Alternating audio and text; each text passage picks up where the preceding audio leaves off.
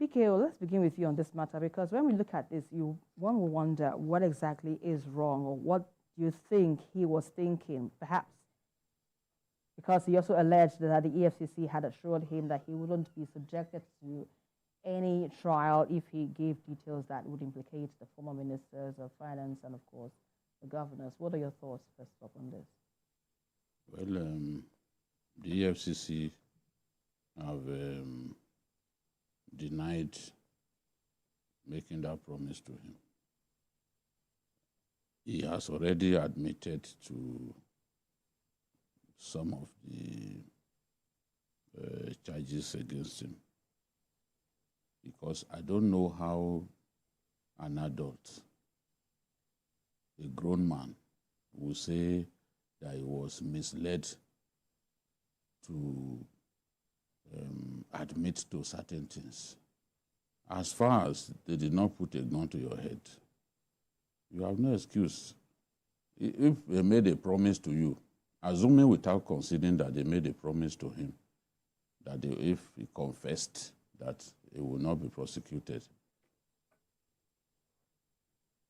once the information was not obtained under duress, whatever he has said is of value to not just the prosecution, but to the rest of us, because we are interested in the truth. So a fully grown man saying, oh, I was misled to say the things that I said because I thought that by cooperating, I would not be put on trial. I mean, it's a very big shame. And he should really be ashamed of himself for even saying that. That cannot be an alibi. Did you commit the offense? At this stage, he cannot deny that he committed the offense because it's clear. Some admissions have already been made by him. So the job of the EFCC is to go ahead and establish fully the admission and do their best to prosecute this matter, and let's put it behind us in record time. That's what we want to see. You know, it's a lot of money that we are talking about here. A lot of bribes here and there and all that. So it's a lot of money. You cannot have a person that the former president trusted so much that he extended his stay only to be involved in this kind of criminal fraudulent acts using companies, different companies linked to family members and associates of his to launder more than 80 billion naira. I mean, it's as a case of diversion of 80 billion and other companies. Somebody even told me some things that I can't say on air. But it's ridiculous to say, I thought they would not put me on trial. That was why I opened up. I admitted to some of the crimes. Did you get into a contractual agreement with them that if I speak the truth, if I explain just how culpable I am, I will not be put on trial? There is no agreement reached. Nobody even gets into such an agreement. Nobody will put it in writing. So this is music to our ears. We are not interested in this thing. Face your trial. Let's see that case come to fruition. Right. If they have to jail him, let's see him go to jail. It will be good for our nation when we punish wrongdoing in this manner. Right. And high-profile people that emirs are giving traditional titles to. If we punish them, people will now say, yes, in Nigeria, our attitude to crime and justice has changed. We are not punishing ordinary people anymore. We punish the heavy hitters, the big people, the politically exposed big people. We are not just sentencing Yahoo boys to jail. We are punishing big people. We are jailing big people. I want us to get to that stage in my country. There are countries where even former presidents are jailed. You know? So for corruption, let's begin to do that in Nigeria. And if we must make an example of Idris, so be it. We are not interested in his stories. Right. MJ, how would you react to this, and what are your expectations? Yes. with the developments under the new EFCC chairman, Ola Olukoyede, I think we are beginning to see a new EFCC who is working the way they are supposed to be working. This Ahmed Idris character already agreed to return 13.2 billion naira. Now his lawyer came, Chris Uche-san, to say that he was forced. No, not forced. He was hoodwinked to make those confessional statements. I mean, who does that? These are hard evidence that the government, the EFCC, has against you. So, and I think some of these guys should understand that the EFCC under Ola Olukoyede is not the not the same EFCC that we had under Rashid Bawa. Where, I mean, in fact, the EFCC will even mess up the case with the kind of on their own, they will mess up the case. But here you can see how they are being methodical. They issued a statement yesterday on the better Edu and humanitarian matter, stating facts of the matter. On the Sunday, they issued a statement. So, Ahmed Idris, it is only government witnesses who come to witness against you that could be promised a soft landing for being a good witness, not the main culprit. Right. I mean, that you should understand that. I mean, how on earth can you come to say because you have made some confessional statements, so you thought you won't be prosecuted? Of course, the EFCC just issued a statement as I was coming in that there was nowhere they promised him that if you make confessional statements, that you will not be prosecuted. Can you imagine? And his lawyer is saying that he's objecting to the admissibility of the evidence. Of the evidence, yes. On what basis? On what basis? Not on the basis of it being extracted under duress. Under duress. He didn't say they put a gun to his head. To his head.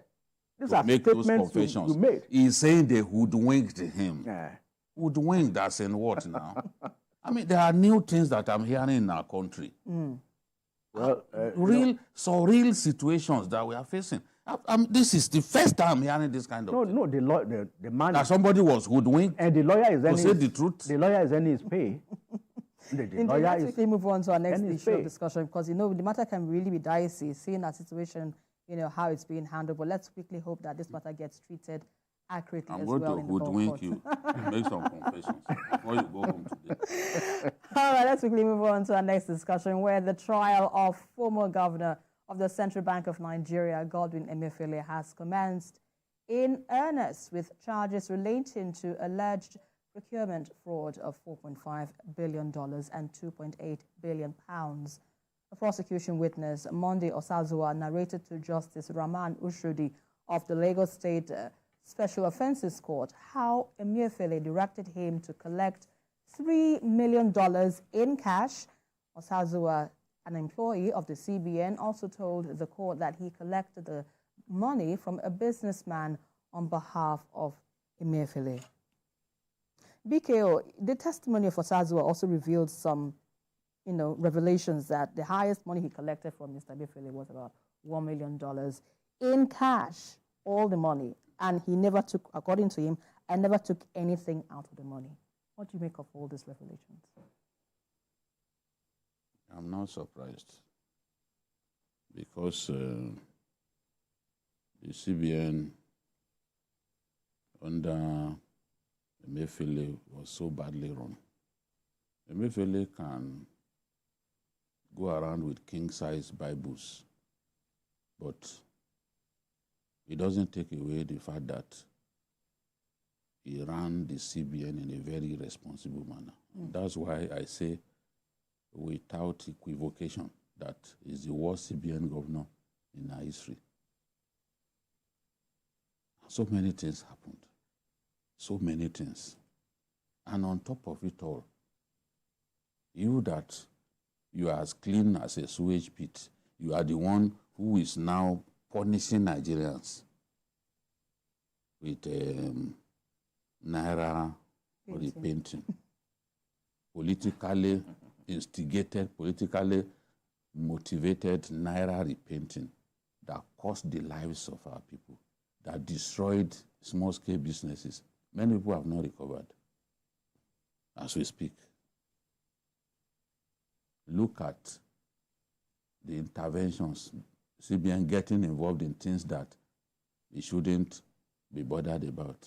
Anchor Borrowers Program, where people took loans using fake cooperatives to access loans and they never paid back. Go and look at the record, the percentage of people that paid back, to tell you that the whole scheme was a failure. And to tell you, to explain in bold relief to you that it was such a massive failure. The intervention was meant to drive down prices of food, cassava, rice, grains, and the like, you know. Instead of driving down, rice price began to go sky high, So that is the biggest evidence that it was such a failure, because the goal was to stimulate production, which would then lead to fall in prices. Yes, we never experienced that. In fact, rice went to record high prices under this Emefiele of a man. If we look at some of the charges that they brought against him, There are 26 charges. they said he allocated forex of 2,136,391,737 without bid. No competitive bidding, nothing. Corruptly received $26 million from NIPCO. Corruptly received $7,720,000 from Raja Punjab on account of forex to his employer. Conferred corrupt advantage on his associate, Limelight Multidimensional Services Limited, to the tune of 900 billion naira. There are others that Majid will also throw some light on, because he's been doing some research on Emefiele. He has not even had sleep for days. Been doing some research on, you know. I'm sure if you ask him where Emefiele bought his king-size Bible, he will be able to tell us. No, Oh, really? Do you have an insight on that? No. He got it. He got it from some of those fake quote-unquote pastors who assured him that nothing will happen as long as he could clutch onto that. I mean, even Apostle Suleiman said that Bible is bigger than the one they are using. Conventional pastors. Oh, really? Yes, Yes, he said so. Those of them, even chartered pastors, Yes. they are not using. They don't use that king-size Bible. Very big, very embarrassing. You see, now jokes apart, one would expect that a CBN governor would be conservative. Any CBN governor in Nigeria is number 2 in the hierarchy of the board of the EFCC. Right. By the statute that incorporated the law setting up the EFCC.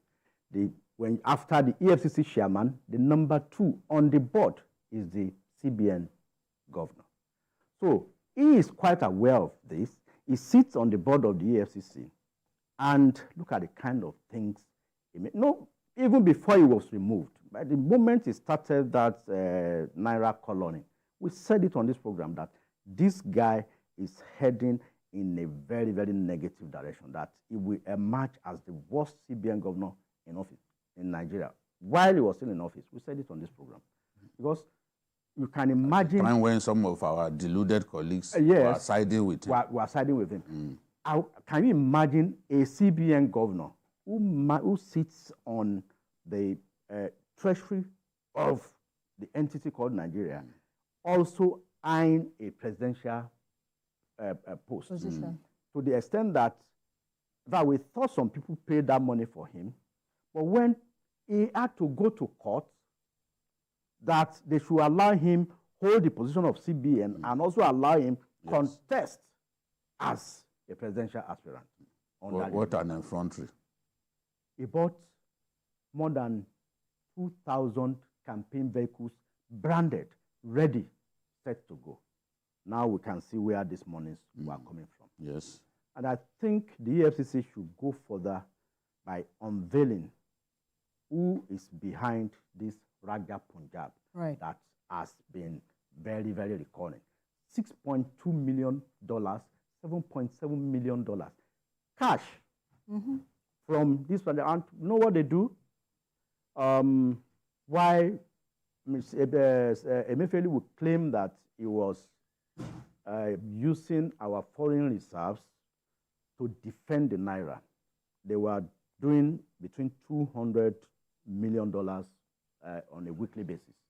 So what they normally do is, if we allocate the $200 million to the likes of these Raja Punjabs, they will sell at the official rate then of probably, they will buy from the civilian at 350 Naira, which was official rate. These characters, the NIPCOs and the Raja Punjabs of this world, will now sell to the black market at about 500. So without lifting a finger, on $200 million, they have made, an average of 200 Naira per dollar. Multiply that by $200 million. And this is something they do on a weekly basis. So his own, they will come back and give him through Monday or Sasuna. That's what the EFCC said. That's what the EFCC said.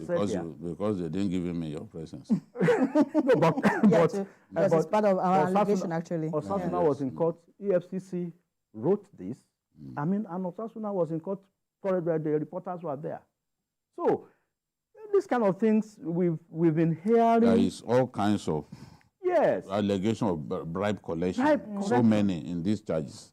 To the extent that the wife and the brothers have been declared. Were also mentioned. Were mentioned. And declared wanted. Wanted. It was so bracing with the way he was running the CBN, as if it's a family. No, that's what the EFCC on the screen now you can see. They said they conferred corrupt advantage on his associate, Home Support Services Limited, to the tune of 151 billion. Wow. He corruptly received $6,320,000 from Raja Punjab on account of forex to his employer. He corruptly received $200,000 from Source Computer Limited as kickback for contract award. Abuse of office by special allocation of forex to the tune of 1,769,254.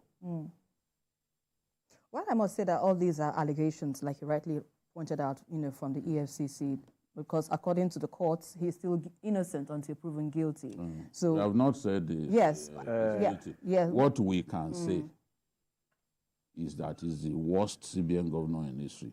A court does not need to say that he's not the worst.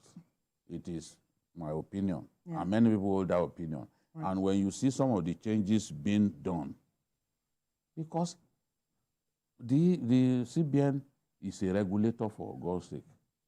To regulate even the banks was difficult for him to do. And that only happens if you don't have integrity. How do you regulate them? We never knew that the banks had more than $7 billion in their $7 billion. Yes, $7 billion in their vaults. And we are saying we don't have enough forex to supply the foreign exchange market. It took Cardoso to say, I'm giving you 48 hours, you must sell what you have. When Cardoso said we are moving into a strong regulatory environment, when he told the Senate, they thought he was joking. You can see some of what is getting them to do now. You cannot take a loan in Naira terms and use the dollar foreign exchange to collateralize it. No. All of those measures bringing sanity into the sector. He inherited more than 6,000 bureau de change operators. He sent packing about No, they have only about 1,500 or so left. Yeah. Out of over 6,000. They Sent back more than 4,000. Yes. Even if I was reading Premium Times where they said some of the Bureau de Change operators registered their Bureau de Change outfits with funny names like Rice and Beans Bureau de Change. Yeah, we have a lot of them. And they were making, they're giving them this. I mean, it's very funny. Yeah, indeed. It can be really appalling. But when we talk about this issue, BK, what can be done to, strengthen our public institutions, from preventing this kind of situations from reoccurring, because it sends a negative message to the outside world. So what can be done to strengthen public institutions like this? Our leadership recruitment module must change. We must do background checks. We must get the best. Nigeria has some of the best human resources in the world. Everywhere Nigerians are doing well. God has blessed us with tremendous brains.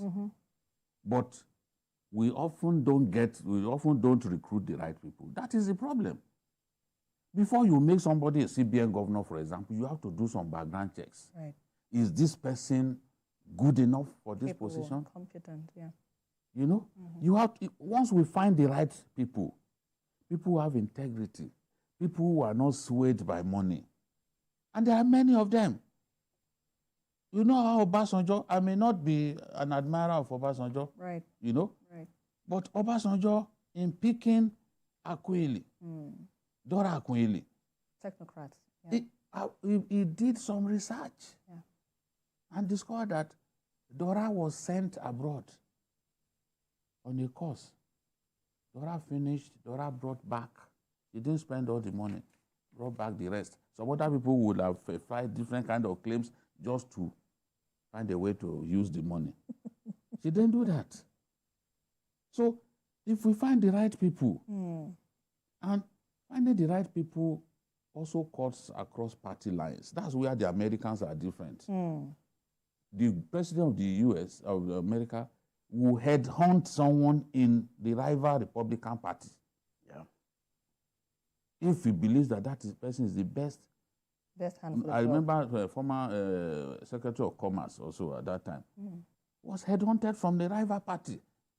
After all, it's the country. We want the best for our country. Yeah.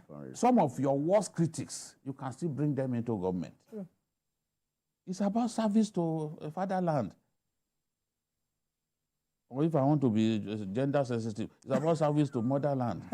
Especially since you are here. But if we do not do that, we want to put our friends or somebody that we know will not argue with us. Most people in Nigeria, across all leadership spectrums, they don't want people who argue with them. No, Jide, honestly, in addition to what you have said, I believe it's a matter of, it's a function of the individual. Right. We've had distinguished Nigerians who headed the central bank. We have Chief Joseph Sanusi. Yes. He left a very clean legacy in that bank. If Soludo... Even when we put a journalist there. Yes, Adamusi Roma. He was a journalist. He was put there in error. He was supposed to go to Agric. He became CBN governor. He became CBN governor, and they didn't change him. I mean, he did well, Adamusi Roma. So, Joseph Sanusi did well as a CBN governor.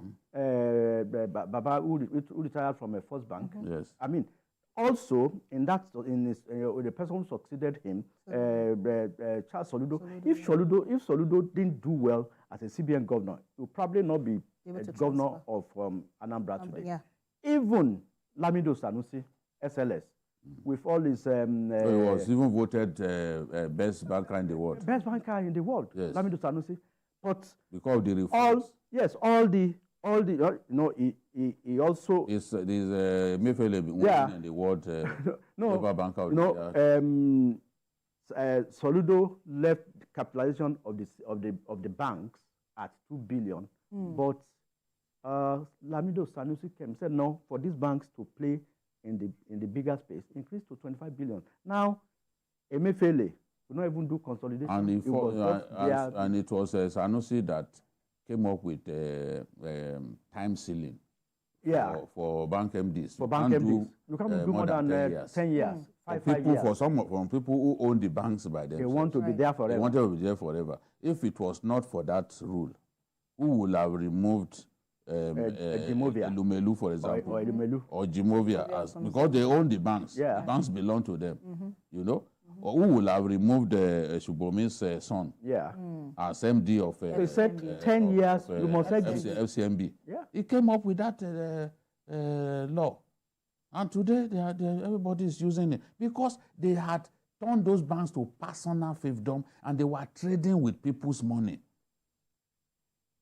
So we need people with strength of character. Right. That is, I take away from what he's saying. People with strength of character to man key agencies, key departments of government. And I think Cardoso is on the right path. Right. Today, for the first time in about 20 years history of banking in Nigeria, we have a situation where the parallel market is cheaper than the official market. Before now, you see a 200 difference between official, which encourage round-tripping and arbitrage. I think both of you have laid, a key point. I can't even believe that we could get to that time. Honestly. Look at BDC, even telling the CBN governor that please lower the rates. Lower the rates. Lower the rates. Because the rates that he gave them, he told them don't sell more than 1.5% higher than the amount that I gave. They are selling lower than that. They are selling lower than it. Because those who are holding it, and now with the Goldman Sachs is an international rating agency, predicted now that those who have the dollar, you better go and you are in Nigeria, better go and change because the thing is going below 1,000. So when they saw that from Goldman Sachs this weekend, everybody started. Some sold at 950 this morning. 950 this morning. Last night at Allen Avenue and Airport Hotels was 1,050. This morning, some sold at 950. And we are headed in the right direction. And the pound sterling is also crashing. Yes, it's against every currency that is doing well. Absolutely. That's why Goldman Sachs rated the Naira as the best performing currency in the world. Yeah, I agree with you both because like you rightly said, people with character, with strength needs to man key positions. And let's quickly go on a very quick break and we'll be back with more discussions on Journalist Hangout. To stay with us.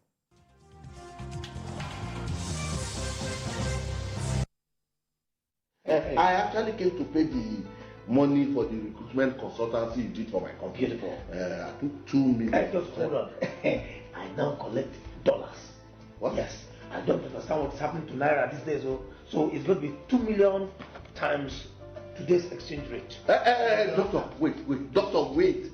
Don't tell me you are one of those people who directly put pressure on the Naira and make it lose its value. You want to dollarize our economy and yet you pretend as if you don't know what is happening to the Naira. I've told you about how you abuse the Naira by spraying and stamping on it during your occasions. You deface and abuse the Naira as if it's not our national asset. But you have to take it easy. How? I will not take it easy. And neither will the Economic and Financial Crimes Commission Task Force on Currency Abuse and Forex Malpractice take it easy with you.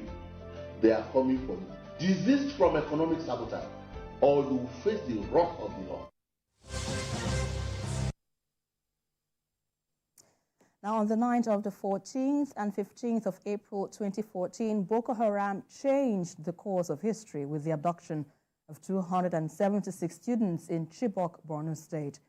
And 10 years after the abduction from the government girls' secondary school, Chibok, a report reveals that 21 of the released girls came back with 34 children. And according to the report released by the Murtala Muhammad Foundation to commemorate the 10th anniversary of the abduction, the report served as a devastating confirmation of the sexual violence and forced marriages the girls were subjected to in captivity. The report also shows that 48 parents of the abducted victims died due to trauma. And let's bring you a report by our correspondent, Theophilus Ilama. In the wee hours of the 14th of April 2014, Boko Haram seized over 250 schoolgirls from their dormitories in Government Girls Secondary School, Chibok local government area of Borno State. while 128 regained freedom in batches over 9 years. The whereabouts of 91 others remain unknown. The abduction sparked global outrage and took the headlines. It also birthed an international movement, Bring Back Our Girls. Now, 10 years later, 91 girls are yet to regain freedom as civil society organizations are raising their voices to remind the government of its promise. Over the last 10 years, about 1.5 billion naira has been allocated to the Chibok girls. We've asked the Federal Ministry of Women Affairs twice with a Freedom of Information request, and they've not responded either time. So the point is, if you're really engaged and concerned about the girls, if anybody is asking about the welfare of the girls, you should be willing to provide information. It's not easy to stay without my daughters for good 3 years. Remember, 48 of us are late. And most of them that are late, due to trauma, heartbreaking, high blood pressure, not all of us can eat. Mothers, fathers, and friends of the Chibok community all gathered here to make a case for the release of the girls. One of the Chibok girls, who was held in captivity while narrating her ordeal, sent a message of hope to others still held. Okay, my message to them, to those that are still in captivity is now, they should just be strong. I know they are not finding it easy. Life is so hard for them. They are going through a lot, but they should just hold on. Nigeria needs a missing persons register. We've only been able to advocate for the Chibok girls, talk about 91,112 because we had their names. At least 38 school abductions have happened. There's no documentation of that anywhere. Even this one, the government has never produced the list. Like many others who have escaped harrowing conditions in Boko Haram hideouts, these girls turned women now face a different type of challenge, the struggle to restart their lives when so much has changed. It is hoped that governments will re-strategize and see the rescue of those still in the terrorist den. Theophilus Elama, TVC News, Lagos.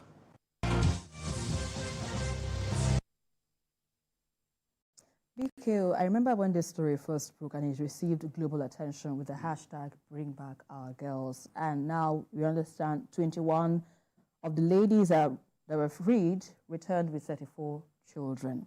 And also the report stating that these girls were either forced into marriage and, of course, experiencing some level of sexual violence.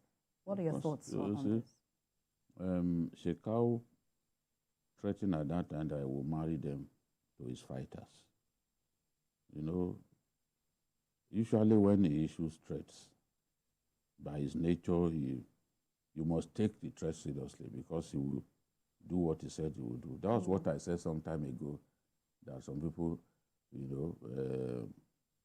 misjudged the point that I was making. Semi-illiterates on social media, they say, so did they trust Shekau so much that he was saying that Shekau doesn't lie? Including one of the spokespersons of the government at that time, Shekau made that he warned. He said, we either sell some of them into slavery or marry them to my fighters. He did that. He married them to his fighters. A good number of those girls got married to the fighters, commanders, and the rest of them. The commanders will first pick before ordinary Boko Haram fighters would gain access to the girls. This was what was happening. Dogo Gide, a bandit who has ties to Boko Haram, he did the same thing with the students of Federal Government College. Dapchi? No, in Kebbi. Okay. That FGC that they stormed. Some of them too came back with kids after almost 2 years in captivity. And some he married to his fighters. So some of these people, they behave like, when we go to war, women are part of the spoils of war. Shekau did that. So these girls were married to those fighters. Even some of the fighters, I remember a case of one of those fighters aligning with his wife, a Chibok girl, to escape from the camp.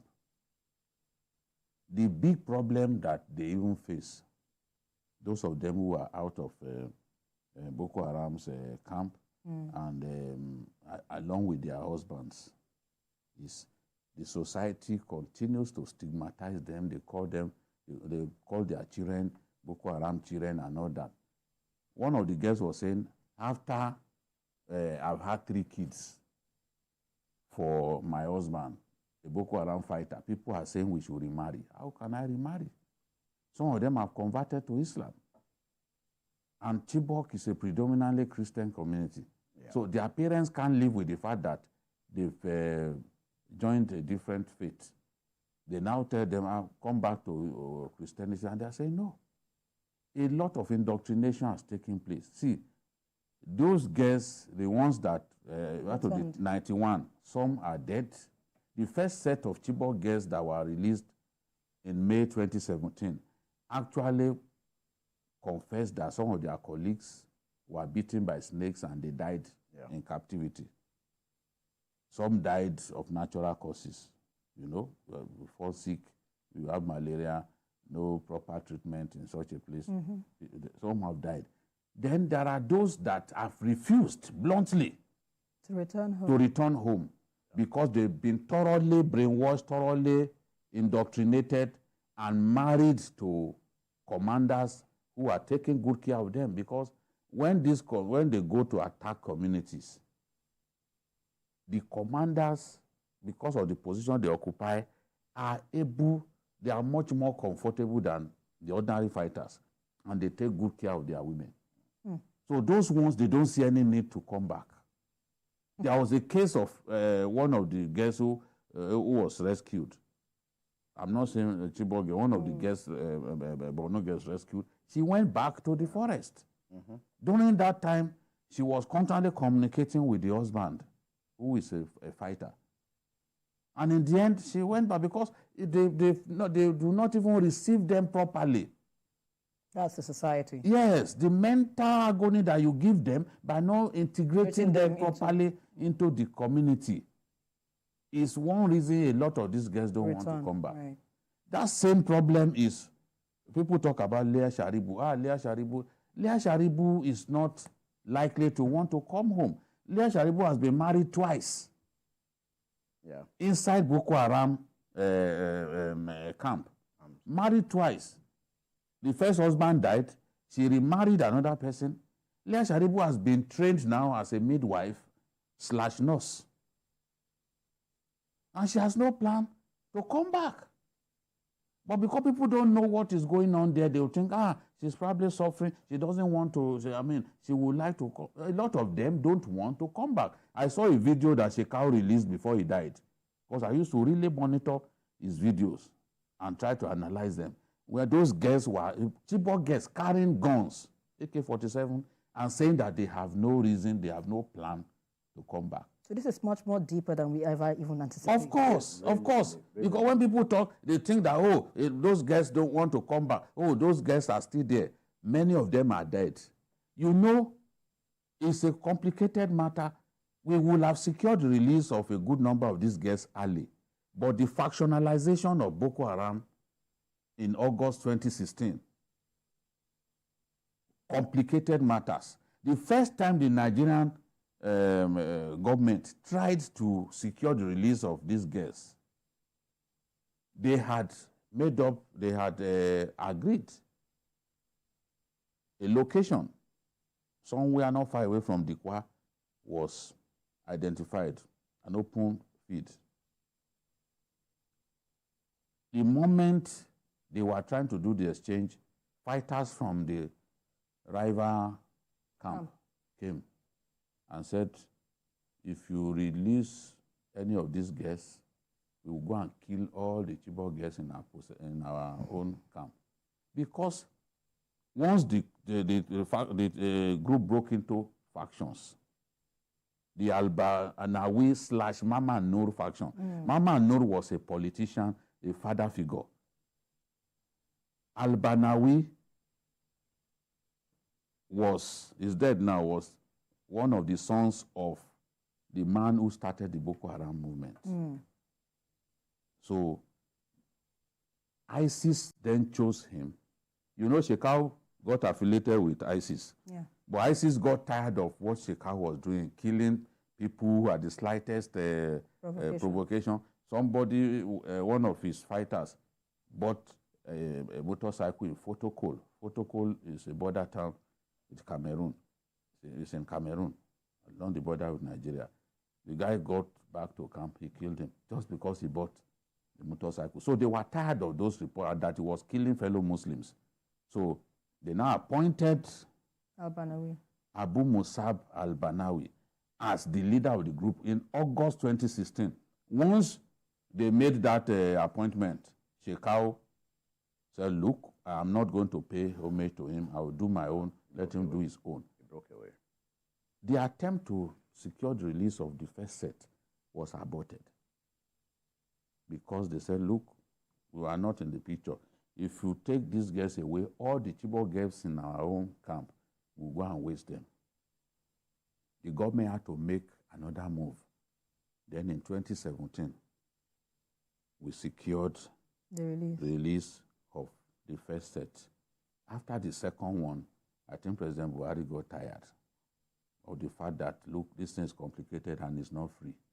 Yes, we'll get the Swiss government, Red Cross sometimes, to mediate.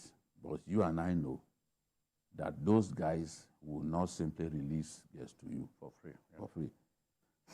Unfortunately, since Chibok happened, bandits, terrorists, they've now seen that it makes sense to them to kidnap school children because they will grab headlines as a result. Yeah. If they kidnap ordinary people, they won't get that kind of headline. So we have to do our best to stop this thing from consistently happening. Find a way to stop it as a tribute to those girls. Yeah, and then if the Borno State, after Chibok, no more kidnapping happened in Borno because the government used its head. The people in government used their heads. They moved students away from dangerous areas. Everybody come to the state capital. That is what some governors are not doing now. Areas that are not safe, you are still keeping students there, endangering their lives. For me, if a place is identified as unsafe, don't allow any form of educational to continue.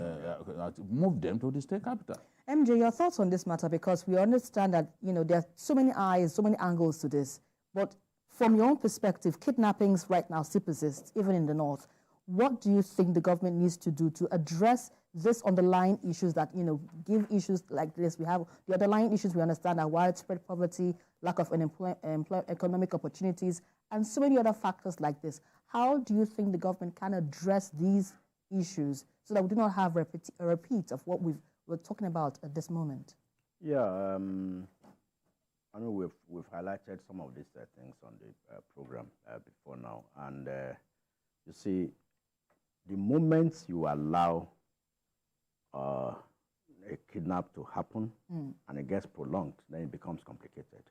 So look at the last one that happened in Kaduna, how it was dealt with decisively. I think in about a week or two, the girls were back before they were fully integrated into the system. And we need to take more decisive actions to deal with those who are responsible for this kidnapping, those the terrorists and the kidnappers. We need to take a very decisive action.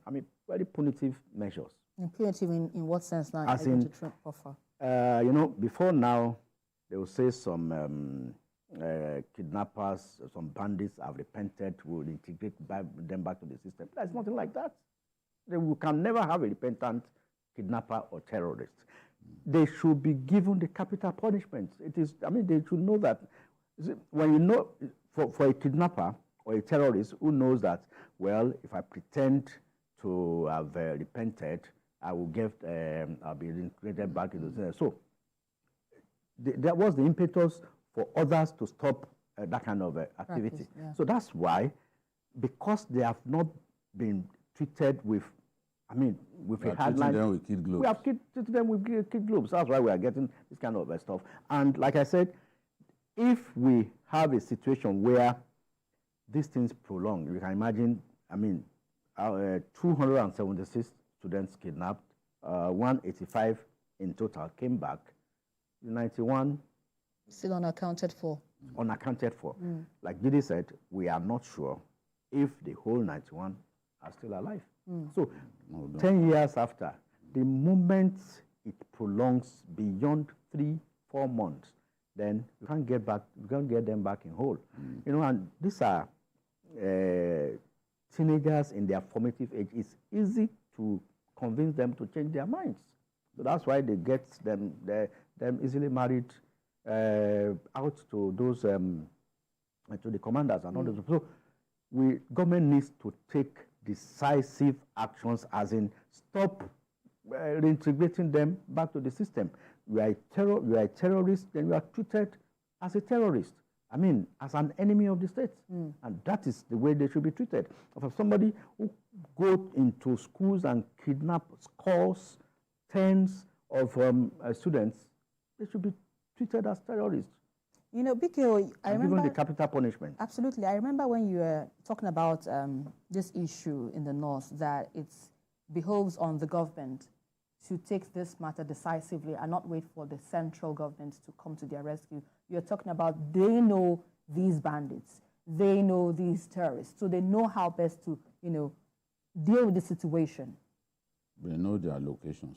You know, I still have a sense of regret that we didn't get hold of Shekau. Not because we didn't have intelligence about his exact location. No. If anyone tells me, oh, the army didn't have exact location, I would not agree. I would not agree. When Al-Banawi moved, because ISIS gave him a mandate to unite after, you know, he was picked up, he was in detention within the group. Their own faction occupies the Lake Chad Islands. They are in the Lake Chad Islands, whereas Shekau stayed in Sambisa and the Mandara Mountains, you know, the Mandara Mountains around Adama. Shekau's men are still there till tomorrow. And then Sambisa, being an area that extends to at least 7 states, right, it's difficult to police Sambisa. Sambisa is so huge. And they're constantly moving. But when Abanawi was brought out of detention or prison within the camp, and ISIS named him the Amir. What does that mean? Amir means like emir, like the head of the group. They then gave him a mandate that, look, we are embarrassed that there are 2 factions. Go and unite these factions. Take every step to bring everybody together. He then moved to go and kill Shekau. So he got to Shekau's hideout. He had him surrounded. Shekau saw that the end had come. He used his suicide vest to take his own life. Oh, really? Yes, that was what happened. He took his own life.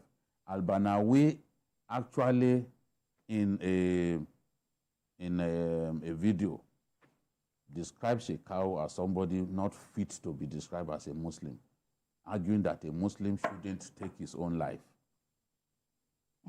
You understand? So, but Al-Banawi was injured in that operation, and he eventually succumbed to his injuries. But the fighting between both groups as a result of the killing of Shekau has not stopped. They've killed hundreds of each other's members. They are now bitter enemies. This one, and you know, one of the reasons it was difficult for them to agree to unite was because if you are a commander under Shekau, one, the Al-Banawi faction will not trust you so much. They want to turn you to an ordinary fighter. You that you are already a commander in hierarchy. Then some of the benefits that you get as a commander you will not get it under Abu Musab al-Banawi. So they were reluctant to allow that merger to happen. So instead of allowing the merger to happen, they were fighting one another. They will go kill this one today, tomorrow go to another camp, kill the other people. They've been doing that even till very recently. They were still, as recent as last month, they are still killing. So why is it so difficult to get these individuals? You know, without what I'm saying, if Abu Musab al-Banawi could go to where Shekau was, he knew where he was, and led his men to go with a mission to kill him, that means that we have no excuse to not know, because the location is far apart. Right. The other one, the Abu Musab, the movement. Yeah. They are in, and the movement is not the place. It's not close. You are in Lake Chad Islands, the Tumbus of Lake Chad, and somebody is inside Sambisa. But they were still able to pinpointed this location and came for him. So I'm saying that we need to do a lot more. I'm not saying that we've not done well. People must understand me. Right. Yeah. I'm a friend of the armed forces. But the truth also has to be said that we need to do a lot more. Yeah. Because the more these guys succeed at what they are doing, the more they become emboldened. Yeah. Yes, especially in the Northeast, we've done a tremendous job. Tucano has served a lot of justice to these people.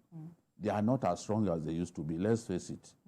But banditry has now assumed a larger-than-life image. Yeah. Look at the number of abductions that we experienced in the month of March alone. And to the extent that on Salah Day, 855 abductions yeah. in 1 month. It's scary. That's close to 1,000. It's scary. Yeah. And a lot of it not documented. Though. Right. Some will just simply go and settle. Negotiate, and come back. So we need to be much more decisive, not spare these people, not entertain any peace overtures, because when they are facing the heat, that is when they make move. They say, look, I want to make peace.